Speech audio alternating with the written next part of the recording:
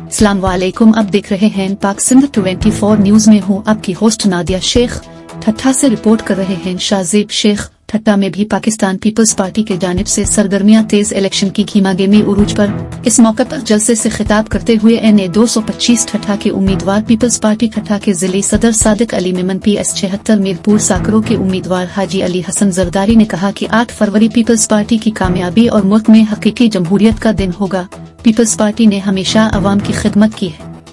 ठट्ठा के अवाम ने हमेशा मुश्किल हालात का सामना किया है और हम अवाम के दुखों से बखूबी वाकिफ हैं। साबिका हुकूमती दौर में भी पीपल्स पार्टी ने जिला ठट्ठा में तमाम काम करवाए और कई मेगा प्रोजेक्ट्स दिए और इंशाअल्लाह आइंदा भी वफाक और सिंध में पीपल्स पार्टी की हुकूमत बनेगी और बिलावल भुट्टो जरदारी वजीर आजम होंगे और हम अवाम को बिजली, गैस, सेहत और दीगर सहूलियात फराहम करने की कोशिश करेंगे।